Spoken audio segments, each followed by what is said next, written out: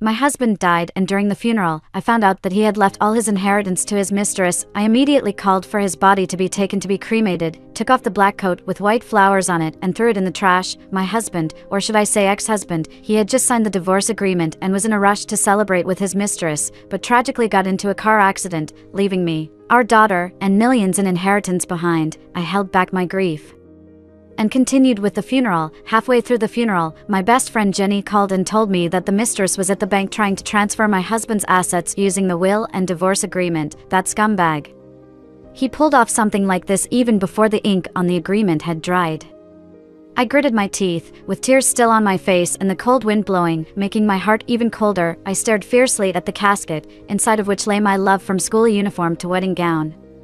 I had supported him from having nothing to achieving something. We had known and loved each other for so many years. I tolerated his betrayal, but to not leave me a single cent even in death, I couldn't take it. My husband's mother, Mary, saw my expression and immediately came over to scold me. "Amy, you husband-stealing jinx, my son died early because of you. Hurry up and ensure the funeral is done right." Mary always loved to sow discord. She had always made things difficult for me deliberately, but I tolerated her before to make things easier for Sam. But now I stared coldly at her. "Do you have the right to tell me what to do?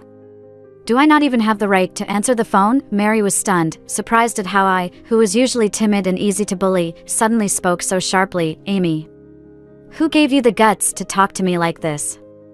I always knew you were just as uncultured as your mother. You'd better speak louder, so everyone can see who's the jinx.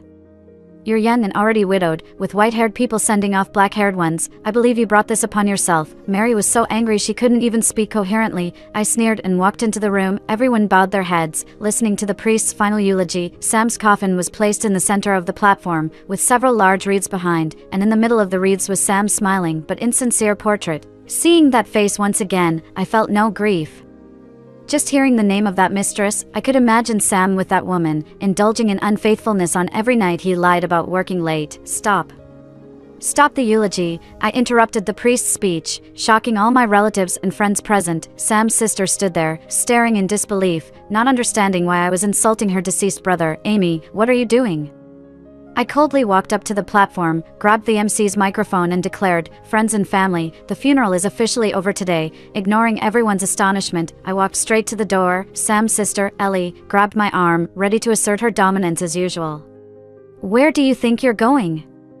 Explain yourself." "Yes, explain yourself. Why do you have to ruin my son's funeral?" I didn't want to get involved with them any further, but pointedly asked Ellie, throwing her a slap. The loud slap silenced everyone in the hall, the force of it still tingling in my hand as I let go. Mother and daughter were stunned, Ellie covering her face in disbelief. "Ellie, I've always been kind to you. When you were in college, both your brother and I had just graduated, and it was me who earned the money to support your tuition and living expenses. Yet, what have you done? You introduced your friend to your brother to be his mistress? Ellie, how could you treat me like this?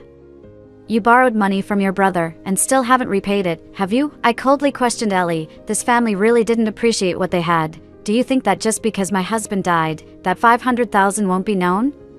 That's my marital property." Ellie's eyes shifted, clearly feeling guilty. Relatives and friends gathered around wanting to mediate. "Amy, Sam's dead. Can't your family stop causing trouble? If there's something to say, say it instead of resorting to violence. If my brother were still alive, could he watch you bully his mother and sister like this?" Back when Ellie and Sam were starting their business, these relatives stayed away. Now look, they're all coming out to play peacekeepers. Since that's the case, I don't want to hide Sam's dirty secrets anymore, I said coldly. "If you all are so curious, listen up. Sam cheated during our marriage. And now he's even made a will to leave all his property to that mistress. Do you still expect to inherit anything after his death? You are all fools." The relatives who had been arguing a moment ago fell silent instantly. I turned my head to look at Mary and Ellie, cruelly saying, "Do you understand what this means?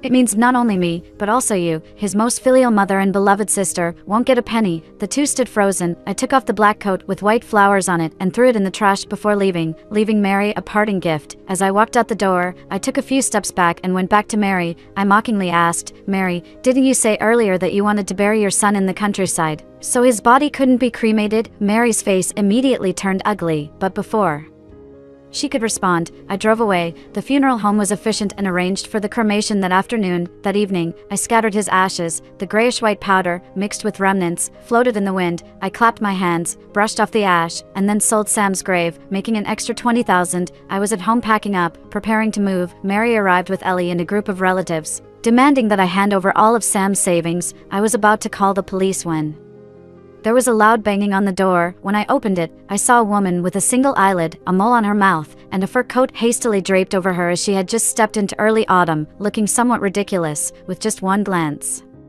I confirmed that this was Sam's mistress, Lucy, Ellie's college friend. Ellie had brought her home and said she came from a poor background with a difficult life, so out of consideration for Ellie, I supported her through college until graduation, and even arranged for her to work at my company, and this was how she repaid me? Just her and a timid little boy peeking out from behind her, staring at me curiously. Mary saw me open the door, but remained silent, walking over. Who is this? Lucy looked pitiful, nudged the boy behind her, and said, Jack, don't you remember your grandmother? It turned out that the child had grown up so much, and it seemed like Mary even knew about the existence of the mother and son. How blind I had been, deceived by Sam for so long. The chubby cheeks of the child moved as he said, Grandma. This made Mary overjoyed, rushing over to hug her grandson and not letting go. One of the reasons Mary disliked me was because my Coco was a girl with congenital heart disease. She had always openly and secretly suggested that we have a son, but I had always refused. Luckily, I had already sent Coco to my mother's place ahead of time. Otherwise, the little girl, seeing her indifferent grandmother smiling at other children, would surely be secretly heartbroken. Mary carried the child into the living room, happily entertaining him with a bunch of relatives. Lucy glanced provocatively at me, wanting to enter as well. Mary had just walked into the living room when she called out to me as usual, asking me to take good care of the mother and son. Reflecting on years of enduring humiliation, I scolded myself for being foolish. I grabbed a vase from the shoe rack and threw it hard, shattering it on the floor. You are not welcome here, Lucy. Lucy didn't seem to care and greeted Mary at the door. Mom, Jack needs to take his medicine. Mary glanced at me and warmly pulled Lucy inside. They were engrossed in many conversations and reminiscing about Sam in the living room. I just wanted to throw up hearing them praise Sam. I continued collecting my things when Lucy stated her purpose for being there. Mom, the kindergarten in the neighborhood is very good, and Jack is of school age. Sam said the house is also in his name. What do you think about the child going to school here? Mary was really into it, but she could also tell that Lucy was considering her plan to take over the house. Lucy started making big promises. I know this house also has Amy's name on it, but we can just give some of Sam's inheritance to her, then I'll move you in, we can take care of Jack together, and you can enjoy some family happiness too. Some relatives who were eager for a show also chimed in. When you're there taking care of your grandson, that's when you'll truly enjoy life. I think Lucy is not bad. Even though Sam left all the inheritance to her, she still seems to be thinking about you, right? Ellie, on the other hand, was more clear-headed. Mom, if Lucy manages to get the house, do you honestly think she'll stay single and take care of Jack for the rest of her life? Once she has a husband, kicking you out won't be a big deal. Moreover, if she can be my brother's mistress, she can also be someone else's mistress. Ellie's husband wasn't honest either. His affair with interns at the company wasn't a one-time thing, so he held a significant hostility towards women who destroy families, and the fact that she could get my brother to keep a will secret from his wife shows that she's not an easy-to-control woman. Mom, Ellie, please believe me, Sam and I had a loving relationship, and I will never betray him in this lifetime. Lucy's voice trembled, as if she was determined to spend the rest of her life as a widow for Sam. And as for the property, you all saw it. Amy is so domineering, and Big Brother left everything to me. It's also for your sake, and I'm not trying to get this house for myself. I'm doing it for Jack. If that's the case, then sign a property transfer contract with us right now. Split my brother's assets with me, and I'll believe you, I said firmly, challenging Lucy. Lucy was speechless. Each member of this extended family had their own schemes in mind, but they seemed to have forgotten one thing. Even though this house had mine and Sam's names on it, it was actually purchased by my father, so this house was not joint property between husband and wife. As I left to contact the moving company recommended by my father, several young men swiftly loaded my belongings onto the truck. Mary and Lucy, thinking that I was giving up the house, even offered to help me move, but as I returned, with patrol officers and the young men in tow, Ellie, seeing my stern expression, nervously asked what I intended to do. It should be me asking you, what do you all want? I retorted, my tone becoming serious. This house has no connection to Sam at all. I suggest you leave quickly, otherwise, this is trespassing. Get out now, or I'll call the police, and you'll be in trouble, I said, supported by the familiar patrol officer. A few relatives looked dejected. ready to leave until Lucy stopped them, holding her child. Lucy showed no signs of the earlier restraint and appeared fierce, as if ready to fight for the house. "I dare you to do anything. If anything happens to my child, I'll make sure all of you go to jail," Lucy declared, as she and the adults used the children as shields. "Yes, if something happens to the child, we'll all fight you." The family chimed in. Amidst the chaos, I calmly lit a match and walked to the balcony's curtains. The flames slowly grew, licking the walls and leaving black marks. The red flames climbed the curtains, intensifying the blaze. As I used the burning curtain ties against the group, "What are you doing?" "You're crazy!" they exclaimed. With the house set afire, a tense confrontation ensued, ending with the intruders fleeing. As they left, a boy named Jack, with eyes as clear as spring water, stared at me. It was odd how a child so spirited didn't resemble Sam at all. Later, I informed the police, accusing the intruders of trying to claim my house and setting it on fire, with their consistent claims pointing towards me burning the house. They were all held for questioning but released due to lack of evidence. Sam and I had been together since university. After graduation, I gave up the high-paying job my father found for me to start a business with Sam, against everyone's objections. The most difficult time was in our second year, struggling to pay debts and employee salaries. We couldn't even afford to go home, surviving on shared one hot dog on the streets. Sam tried to act indifferent to food, but I could see his longing eyes as I ate. Having never faced hardships before, I feared disappointing Sam during those financially tough times. As our business started to stabilize with the $3 million investment from my father, Sam's career took off. Our life was peaceful and happy until I resigned from the company to focus on raising our son, Coco. Coco suffered from congenital heart disease, fragile and frequently ill. My only wish was for her to recover, and I pleaded with Sam to not have more children. But as Sam started behaving differently and began an affair with Lucy, our once harmonious life began to unravel. However, I would not let this adulterous couple succeed. Standing at the company's entrance, looking up at the towering skyscraper, the deep blue windows connecting seamlessly, reflecting the clear sky, the assistant, hastily cleaning her makeup upon seeing me, asked, "Amy, why are you here?" Glancing at her cluttered desk, I bluntly responded, "Tidy up and go to finance to settle your salary." Peter, the HR director and Ellie's husband, approached and questioned, "Amy, what brings you here?" Reminiscing about when Sam suggested bringing Peter into the company to assist, I recalled his unimpressive capabilities and arrogance. Despite my refusal, Sam later hired Peter when I left for maternity leave. Since then, the company's interns were all tall, slim, attractive young women. The present assistant was one of them, caught off guard by my stare and the scattered makeup. "Peter, don't worry, if you're so keen on protecting her, why don't you both plan your next career step together?" I sneered, terminating her employment. Startled, Peter tried to retort, but I interrupted. "I'm the majority shareholder now. Pack your things and leave. Your sneaky games are no secret here." As the crowd watched, a familiar gaze met mine. Lewis, the project manager I had mentored from an intern, although aware of the company's recent struggles. The surprising numbers in the financial report sparked my interest. "The company is now almost an empty shell. If you don't come back soon, it will go bankrupt." Lewis sighed slightly, realizing that the situation of the company was very serious, but his own efforts alone were obviously not enough to save it. The employees below had long-standing grievances, and if the company did not show signs of improvement, what would happen? I frowned as I looked at the documents in my hand. Over the years, Sam had immersed himself in a life of luxury, completely ignoring the difficulties the company was facing. The company that I had poured 5 years of hard work into establishing was now on the brink of collapse. My heart ached at the thought of having to start all over again, sweeping up Sam's ashes. Just then, a commotion erupted outside. It sounded like Lucy. Lucy placed Jack on the front desk and cursed me for being shameless. "Amy, come out and confront me. Sam left the inheritance to me. I am willing to give you face and not take you to court. Don't push your luck," Lucy shouted. Angrily, Peter, who had not left yet, heard someone cursing at me and stepped forward excitedly to join in the accusation. "That's right, Amy, you are ruthless.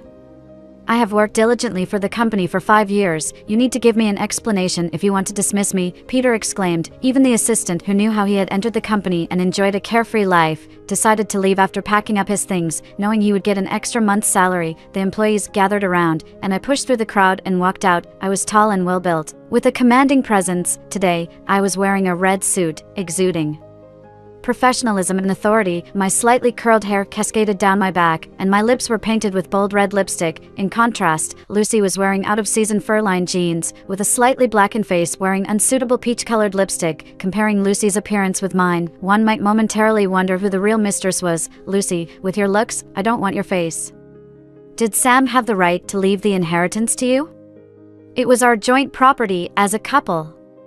Besides, the initial capital of the company was mine, with a notarized agreement established from the beginning. If Sam betrays me, the company belongs to me. Are you sure you can win this lawsuit? I retorted sharply. Lucy was visibly agitated, her cheeks trembling. We'll see in court, she snapped. But this company was built by both of us, and I gave birth to his child. The company should rightfully belong to me and my son. I couldn't help but laugh at her audacity. She had been deceived into having a son by Sam and still didn't realize the truth about him. Everyone suddenly understood Lucy's true identity, and their gaze towards her turned to disgust and disdain. Whatever her reasons were, they were despicable. Lucy, how shallow is your thinking to say such things? Accompanied him? Where? In a hotel bed? I mocked her. It's shameless to come here with a child after being a mistress. If it were me, my wife would have broken my legs. I don't know what Sam saw in you. Lucy's face reddened with shame as she reached out to grab Peter standing nearby. I ran out of patience and raised my phone, which already had the emergency number dialed, warning them to leave immediately. I usually spoke gently and kindly, but Peter, who had joined the company recently, had not seen my firm and decisive side until now. Peter gulped nervously and stood up to leave. Amy, it's not my business, he mumbled. I've been working here for a long time. How do I explain this to Ellie if I leave now? I chuckled softly as I pulled out several photos from my phone. Among them were photos of Peter involuntarily touching others in the break room and stairwells. There was also a complaint letter from an intern accusing him of harassment, all provided to me by Lewis. Pointing at the photos, Peter shook his finger in disbelief. How did you get these? Never mind how I got them, you can explain it to the police later, I replied coolly. Seeing that I was serious, Lucy left with her child, shooting me a resentful look before departing. Peter was taken away by the police. With the photos and complaint letter serving as crucial evidence of his misconduct, Lucy did not give up. She somehow managed to scrape together enough money to hire the city's best lawyer and not only wanted to claim company shares, but also challenge me for the position of CEO. The original shareholder agreement indicated that I owned 35% of the shares, Sam held 45%, and the remaining 20% was in the hands of some minor shareholders. But we had a notarized document. That's why I wasn't afraid. However, a few days later, I received several phone calls. Several shareholders had been visited by Lucy, who had brought her child along to persuade them. After failing to convince them with gifts, she caused chaos in their homes, creating a fuss and ruckus. Two of the shareholders' wives were acquaintances of mine and, upon hearing about Lucy's identity as a mistress, they expressed heartfelt support for me to continue as the company's CEO, with the support of my shareholders now at 46%, Lucy's chances of success were slim, and she lost even more ground after I made a certain phone call. The voice on the other end of the line was hoarse, as if suffering from a cold. Amy, William was my childhood friend who had left the city after I married Sam. We had rarely been in touch since then, with only occasional likes on social media. Hearing his voice after a long time, I couldn't help but choke up. William, I replied as he inquired anxiously, what's wrong? Amy? Tell me, I'll help you. I regretted avoiding William's extended hand in the cold that day. Perhaps everything would have been different. After learning about the recent events, he expressed his apologies, blaming himself for not paying attention to my situation lately. He was being silly. I knew that all this was my own doing, and I couldn't blame anyone else. William suddenly appeared with a share transfer document and a red face, his gaze towards me gentle and caring. Amy, don't be afraid. I'm here, he reassured. He still looked like the image in my memories, thick brows, large eyes, and a high nose. Although I was considered tall among women, standing next to him only just put me at chin level. Despite William looking a bit weary after rushing to take the train, his melancholic charm was even more captivating. As soon as he stepped into the company, the female employees were drawn to him. William introduced me to one of his lawyer friends, and we had dinner together to discuss the details of the case. The lawyer mentioned similar cases in which mistresses were unlikely to win in inheritances left by deceased husbands. However, the issue of Jack, as Sam's illegitimate child, still had some inheritance rights. Hence, the best and least risky way to resolve the situation was through negotiation. As we bid farewell to the lawyer, I prepared to drive William to the hotel, but I noticed his face was flushed, indicating that something was amiss. I touched his forehead, which was alarmingly hot. Concerned, I was about to drive him to the hospital when William said, "It's all right, I have some fever medication in my bag, just take one, and I'll be fine." I took him back to my new home, where I helped him cool down his fever with a damp cloth and alcohol wipes until the late hours of the night. When I saw that his fever had subsided, I breathed a sigh of relief. As I was about to leave, William grabbed my hand. Turning back, I saw him with his eyes closed, murmuring in his sleep, "Amy, don't leave me." My heart skipped a beat, and I gently freed my hand from his grasp, after causing a commotion without achieving her desired outcome. Lucy brought her chaos to the company, sitting on the rooftop with her child. She even called in the media, threatening to take over the company and the house. Despite my hatred for her, I couldn't help but feel sorry for the child, who was innocent and didn't deserve to suffer under such a mother. I explained the situation as told by my lawyer to her, and said, "I know you've spent all your savings to hire a lawyer, and now you're struggling to make ends meet. Going to court in this situation will be a long process, and you may not even win. However, if you sign an agreement to renounce the inheritance, I will consider supporting your child until he graduates from college." Lucy, not entirely satisfied, had Jack crying in her arms, and I couldn't bear to see that. "Speak to me properly and don't scare the child," I demanded. Lucy glanced at the abyss behind her, staring at me with hostility. "You pushed us to this extreme, and you're still pretending to care about the child?" Facing the flashing lights of the reporters, Lucy accused me. "She's heartless, pushing my child and me to the brink. The house is not ours. The company doesn't have a stake in us, let alone any savings. Everything is in her hands. I know I've morally failed, but the child is innocent. My Jack is only 3 years old and has lost his father. He doesn't even have a secure future now." The reporters reacted indifferently, focusing on capturing the moments for their own gain rather than showing concern for Lucy's emotions. Lewis ushered the reporters out of the building, and other colleagues tried to persuade Lucy to come down, but she became more agitated, behaving like a madwoman. I sighed in exasperation. Sam, even in death, didn't rest peacefully and left me dealing with such a bizarre opponent. Mary and Ellie also learned about the situation and hurried over. Seeing the child in danger, Mary cried out for Lucy to put down the child. Ellie glared at me and approached Lucy to persuade her to give the child to her. "If you want me to put down the child, that's fine, but you need to give me money." "I want 5 million, Lucy demanded. I've seen shameless people before, but never someone as shameless as Lucy. However, Mary and Ellie were even more shameless, immediately resorting to moral blackmail. "Amy, you have a company in hand. Earning another 5 million shouldn't be difficult. Just agree to Lucy and give her 5 million. They urged. I chuckled in frustration. It was just moral blackmail, nothing new. "Mom, Ellie, you don't understand the situation with the company. I can't come up with 5 million. This child has nothing to do with me, but he's your grandson and nephew. If you want the money, you should pay," I retorted. The two of them started to play the poverty card, and I calmly responded, "I did have some money on hand, but it was meant for you too. Since it's come to this, you can have this money." As expected, when it came to their own interests, they didn't know where to start. Both of them changed their expressions, asking me how much money I planned to give them. I looked at Lucy and said, "You'd better get her down first." With a struggle, they managed to remove Lucy, who finally let go of the child, but she suddenly pulled out a small knife from somewhere and rushed towards me. I couldn't dodge in time, and as the tip of the knife was 3 inches away from me, Mary and my colleagues on the other side couldn't help but gasp. "Amy, be careful, boss." Lewis ran towards me. At that moment, an arm reached up from behind me, grasping Lucy's arm firmly. It was William. As Lucy tried to reach for me, William shook her off, and I ended up falling into his arms. William held me steady, his actions feeling a bit ambiguous. As Lucy got up from the ground, she accused me, saying, "Amy, no wonder you can be so heartless with Sam after being married for 10 years. It's because you've had another man all this time. You're doing all this not for revenge on us, but for this man. Shut up.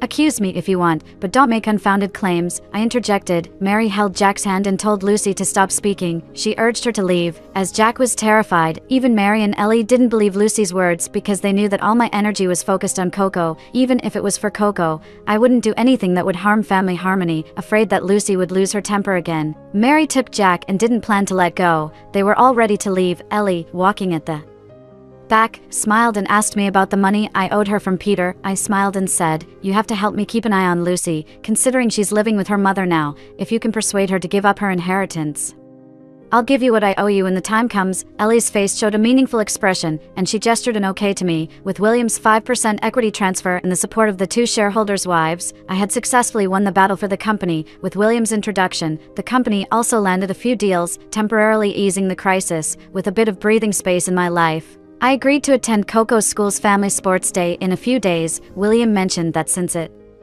was a family sports day, he also wanted to come along. I understood his intentions but politely declined. I always felt guilty about William. He had helped me so much, and I couldn't do much for him in return. All I could do was not stand in the way of his happiness and hoped he would find the right person soon. While William dealt with the external threats to the company, Lewis took care of the internal issues. As a veteran employee, he carried some weight in the company, while William and I were out discussing clients. Louis worked diligently to stabilize the company's employees. I treated Louis to a meal and reminisced about the times when he was still an intern. I didn't have a high education. If you hadn't nurtured me from the beginning, I wouldn't know where I'd be now, Louis said with a hint of nostalgia. I shook my head. Louis may have graduated with an ordinary undergraduate degree, but it was his inner drive and determination that made him the key pillar of the company. Today, even if I hadn't been there, he would have grown into his role given time. Amy, Louis hesitated, as if he had something to tell me. Anyway, I'll drink another toast to you. After a few more drinks, he was completely intoxicated. He mumbled something about liking someone but not wanting blame. I didn't pay much attention to his words, as I was more concerned about how to get him home. I saw William coming in from outside. For some reason, I felt a sense of guilt even though I didn't know why.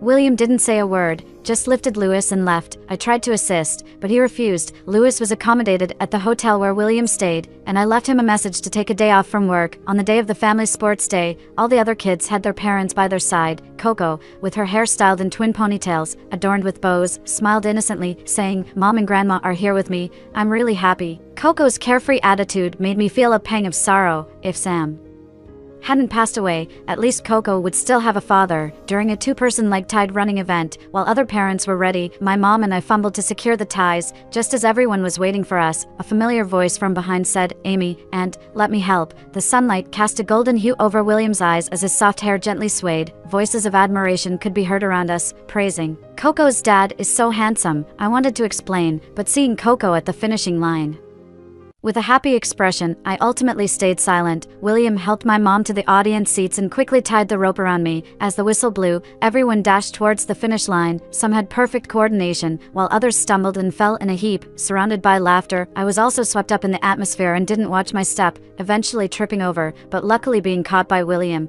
With the faint scent of pine in his arms, my ears began to blush. Unfortunately, due to Coco's health, she couldn't participate in the subsequent events.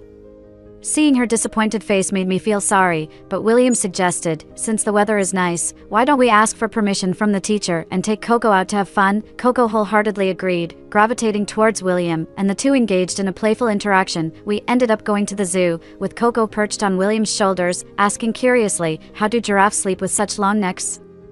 William gently explained, "Giraffes mostly sleep standing up, resting their necks on tree branches. Sometimes they might lie down, arch their necks back on their hind legs, and rest their chins on their thighs." Unable to imagine how a giraffe would look lying down, Coco's eyes widened in surprise as William playfully swayed, causing her to clutch his hands tightly. As my mom and I followed behind, we couldn't help but be amused by their interaction. My mom took my hand and whispered, "William has grown up under my care since he was little. I thought you two would end up getting married eventually, but I never thought." "Mom, let's not talk about this," I interrupted her. I didn't want to dwell on the past. I only hoped that, in the future, you can follow your heart. As long as you and Coco are happy, your dad and I won't worry. After returning home, Coco was too excited to sleep. I told her a bedtime story and tentatively asked, "Coco, do you want Uncle William to be your dad?"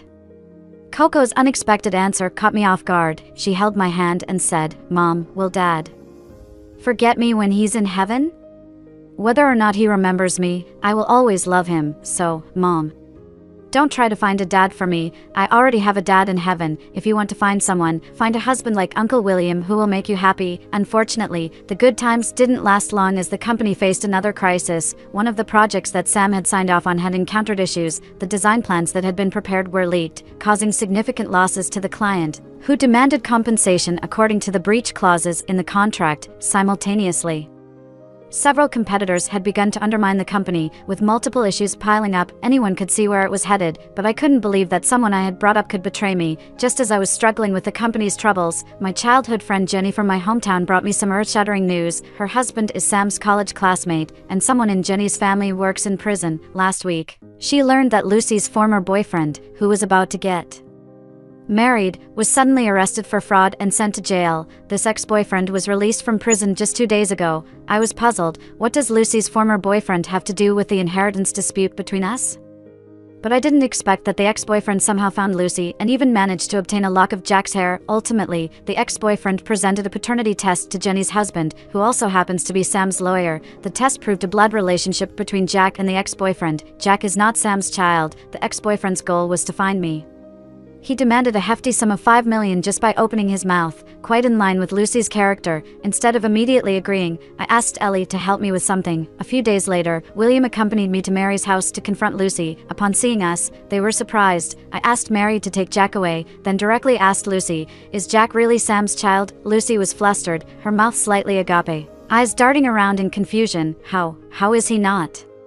She stammered. The task I had Ellie help me with was to collect Jack's hair, nails, and saliva. In fact, there are methods for proving blood relations other than just paternity tests. I had Jack and Coco undergo a half-sibling relationship test, which proved that they are not related by blood. I slammed the test results onto the table, along with a company financial report. Now you have no cards left to play. Let me tell you the truth, I've been betrayed, and the company might incur debts of millions. The house is already not considered joint property of Sam and me, taking into account the debts and the joint property share. The inheritance left by Sam amounts to a debt of 8 million according to inheritance laws, I explained. After further clarification, I gave Lucy only one option: pay off the debts or face imprisonment, knowing that the child is not Sam's. I could easily request a paternity test to confirm the child's relation to Sam, realizing my earlier folly upon learning about Sam's illegitimate child. I left without further delay. Unexpectedly, 3 days later, Lucy wanted to meet me.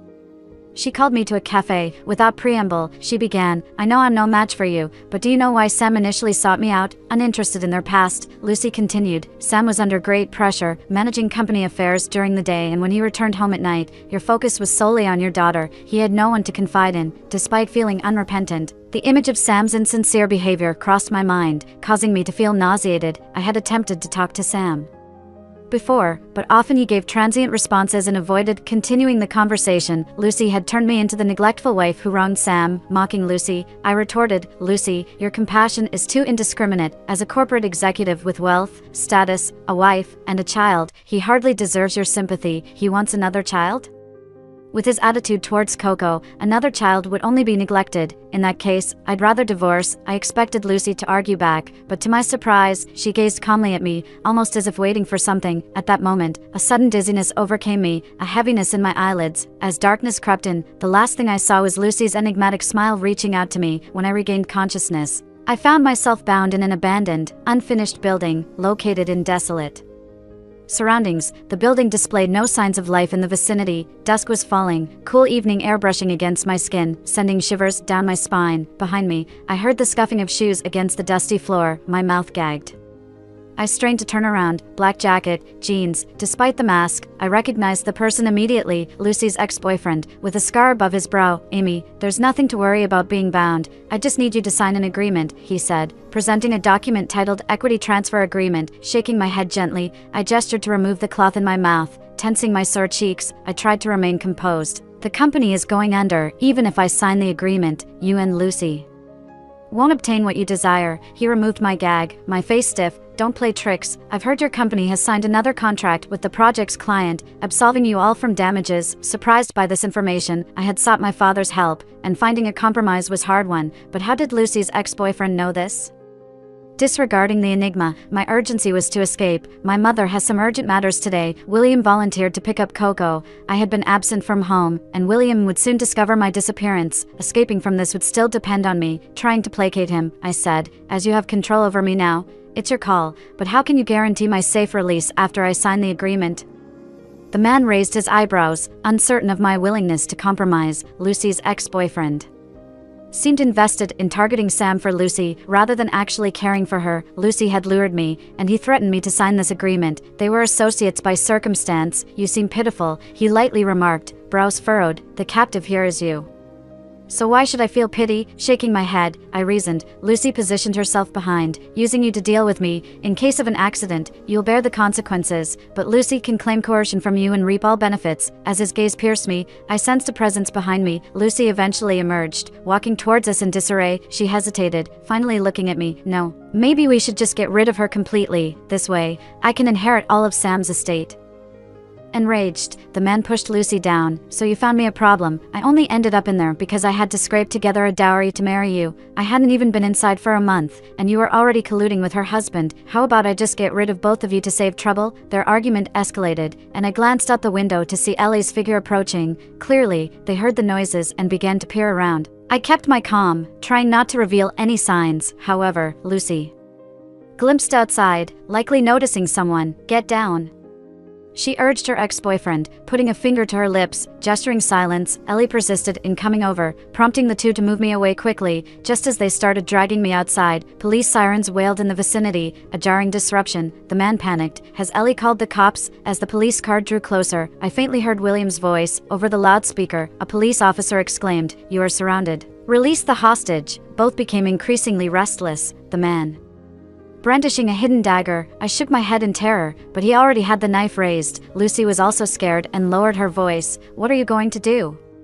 Are you really going to kill her?" I turned my head in fear, expecting pain, but the ropes on my body loosened. "Go. Don't involve Lucy and the child in this. Tell the police that I did it all, that Lucy released you while I wasn't paying attention." I was surprised and my legs felt weak. Cautiously, I moved along the wall and ran out as soon as I saw the stairs, not looking back. "Amy!" William stood next to a few policemen, and as he saw me running out, he ran towards me. I collapsed into William's arms, completely out of breath. Before the policeman could ask any questions, two figures appeared at the window upstairs. A man was holding Lucy hostage. "Let me go, or I'll kill her." Lucy's face was pale, trying to avoid the knife by lightly gripping his sleeve. William picked me up, and Ellie came over. "Amy, are you okay?" I saw Lucy acting suspiciously these past few days, so I followed her today. "Never thought you guys would be kidnapped." Two policemen went up to negotiate with the man, while several police cars and ambulances slowly approached. In the end, Lucy managed to escape. Her former boyfriend, who had been released from prison less than a month ago, was sentenced for kidnapping and extortion. Everyone found out that Jack was not Sam's child. I pressed charges against Lucy for fraud, extortion, and kidnapping. She would spend the rest of her life in prison, and her son was taken away by that man. Lewis, who had been missing, finally appeared, and I only then learned the truth. It turned out he was the one who leaked the project plans. When I found him, he was living in a shabby and damp house. I was puzzled. "You made quite a bit of money over the years, plus the money from selling the plans. You shouldn't be living here." Lewis took me to a nearby hospital, where through the glass, I saw a frail little girl lying in a hospital bed. "She's my sister, just had a heart transplant surgery, but I can't afford her medical expenses anymore," Lewis said weakly, tears in his eyes. He continued, "Amy, I know I made a mistake. Can you give me a little more time? As long as my sister gets better, I'll accept any punishment." The little girl's eyelashes fluttered. She opened her eyes and weakly smiled at Lewis. "Go back to the company." "What?" Lewis couldn't believe it. "I caused huge losses to the company. Even if you arrest me, it's only fair." But seeing this little girl, I thought of Coco. If it were Coco lying here, I would do everything possible to save that glimmer of hope. "I'll advance your salary to pay for your sister's medical expenses. You'll have to help the company earn back the losses you caused before. Can you do it?" Lewis pursed his lips. His eyes slightly red. He solemnly said, "Amy, I won't disappoint you again." With everyone's combined efforts, the company returned to the right path and gradually improved. The matter of the inheritance settled, I gave Mary and Ellie each a sum of money enough for them to live without worries. I had Ellie divorce and work by my side, so she wouldn't be tied down by a scumbag her whole life. I felt like I was finally fulfilling something for Sam. William moved into my neighborhood and got a Labrador. The little guy was very likable, so every night, rain or shine, I would walk Coco and the dog, accompanied by William. I can't remember which night it was, but William held my hand. I felt something cold slip onto my finger, and looking down, it was a diamond ring. "Amy, let me take care of you and Coco for the rest of our lives," with the ring on my finger. What else could I do but say yes?